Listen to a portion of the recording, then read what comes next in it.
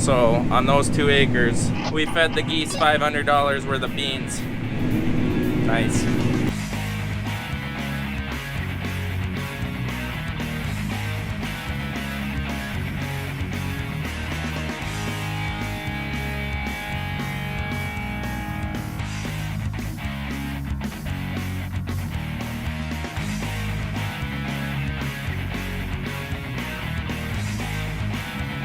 Good morning, everybody. It's a beautiful fall day. It's a great day to be alive.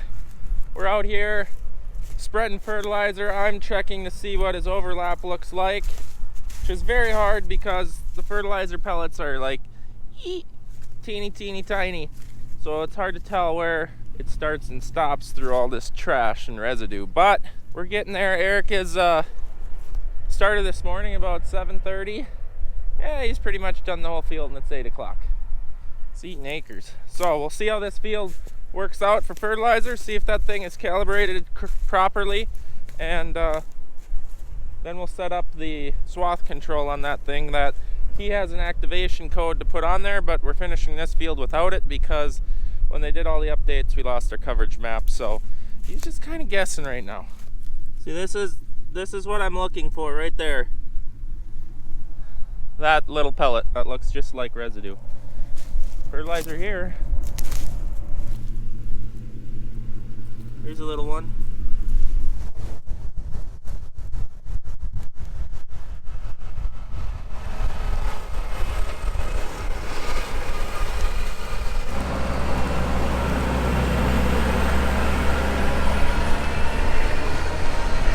That thing looks pretty sweet, in my opinion. I can't get any closer to him because, well, you can't probably see the fertilizer coming out, but it's coming out 45 feet each way of that machine. I don't want fertilizer all over my pickup because it's pretty corrosive. You got the parrot back. It's back. It's back. What do you got? Did you run short? I ran short. One pass. Well, about 100 feet. That's pretty good. That's really good, especially for the overlap we're doing here. Right. Because it's an angled field and you can't shut off any less than 90. That's kind of inconvenient, but... So I'm doing about 180 acres an hour That's spraying speed. at 16 miles an hour. That's more than our Terrogator does at like 22 miles an hour, which I don't go 22 miles an hour a lot, so... Well, I'll tell you what I heard you leave the shop when I was in the shower still. Thanks. Sleeping. I was surprised to hear that start. I'm like, oh, at least somebody's working. Yeah. And then I get out here and you're doing your last 2 passes. I was like, holy balls. It goes quick. Yeah. It goes real quick. So, that's a 100-acre field done. I suppose we can mix up for the next one unless we're going combining. We have no trucks to dump in. They're just left at 8. Let's go load up then. All right. I just truly cannot believe how wet it has become out here. There's where we were bringing trucks in and out, a couple of them, when we harvested this a week ago. And it rained more since then. I corner back in here. Look at that. It's a good thing I didn't try to turn around out here because I probably would have been hung up. It's just crazy how fast things change. From a drought to, well, we're not flooded yet, but it's plenty wet. Can't load any trucks in the field.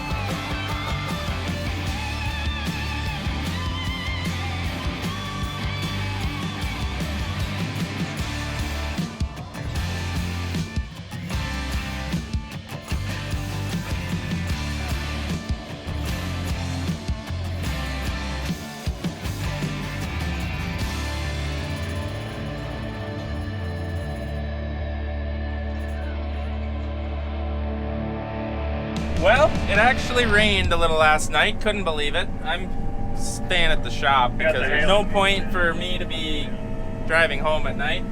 So I woke up 6 in the morning to the rain hitting the shop tin roof, and I'm like, are you kidding me? It wasn't even in the forecast, so whatever. Late start, we're taking this opportunity of the dampness. It didn't rain that much, maybe a tenth or something, to drive to Ortonville, our farthest field away, and yeah, we're burning some time this morning on the road, so we get about an hour drive. Woo! So the neighbor is combining his corn, so that makes it easy. I'm borrowing his field approach. He's a really nice guy. He doesn't mind if we're out in his field. We've done it before.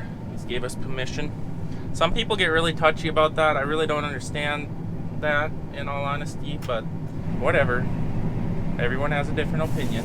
So one might ask, what happened here, Chet? Well, this is what happens when a flock of geese have their babies in this pond here, decide to lunch on your crops. We are in 14 bushel beans.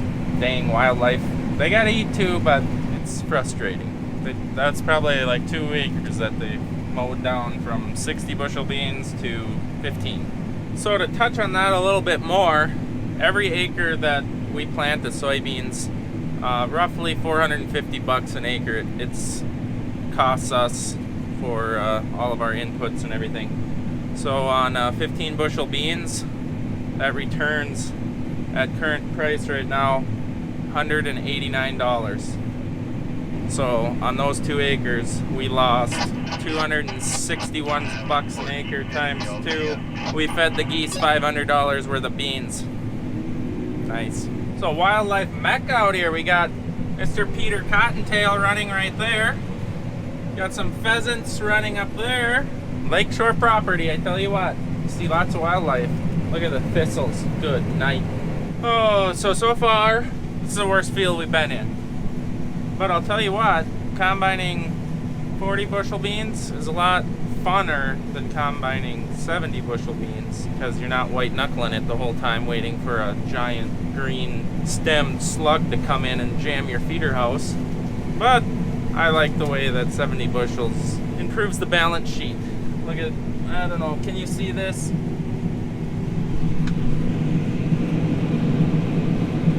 Red is not good. Normally the screen's pretty green, and the last fields we've been in, now we got more red than green. But 2 factors to this field. 1, it got hailed on pretty bad. The hail adjuster's actually coming out to look at this today when we're out here. And 2, this is the farthest field west. The land's a lot lighter, and I don't think they got as much rain out here as we did at the farm. So the hilltops kind of burnt up. So I'm currently combining 35 bushel beans. This is what 35 bushel soybeans looks like. They're going 6.5 miles per hour. Engine load is really good. My concern was at this speed that I'd be stripping beans and leaving beans behind the head, but it seems to be working really well. The wind system, I got it down, tipped right at the sickle. It's just blowing them right back on the belt. I don't know if you can see that.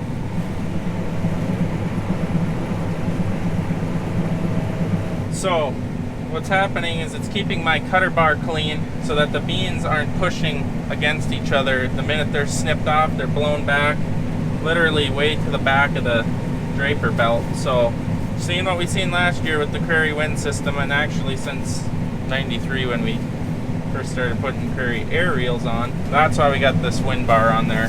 And I was starting to wonder if the beans were not going to be so drought stressed, but this field and the other one we're going to next, a little more sandy or lighter ground. The one we're going to down by Odessa's got really sandy pockets in there. It's the one that I showed you when we were spraying, and you could see the literally a foot difference in height in the sand pockets. Yeah, that's where we get to go to next, so that should be fun. Off to the next one. Really mowed that one down quick. I think I was doing like 30 acres an hour with just this machine. That's moving.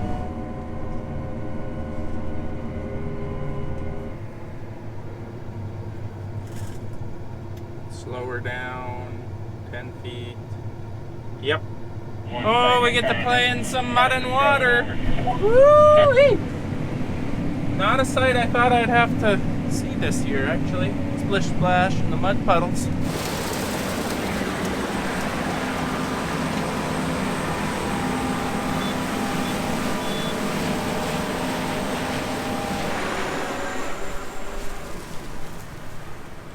So we're too far away from the repeater, so our two-way radios isn't working the best.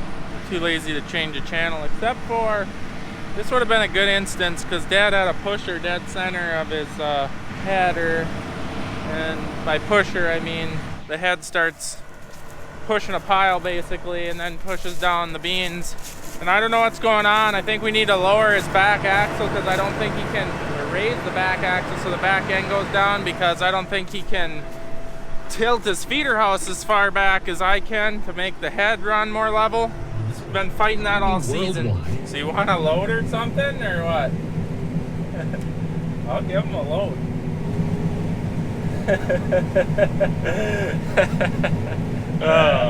Well, we're back at the farm. Got to unhook his head from behind him so that we can fuel him up in the morning, get back up to the fuel area. Woo! A lot of road travel today. We got 292 acres done, which is pretty good for 2.5 hours of road traveling. But we got that done with, so hopefully tomorrow we're getting into a couple half sections.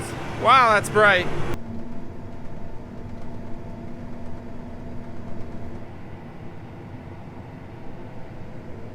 Oh man, I think it's time for bed. I'm tired. 10:30. Go do some more tillage though. I don't know. We'll see. Thanks for watching. I hope you enjoyed it. I had fun filming today. We'll see you guys in the next video.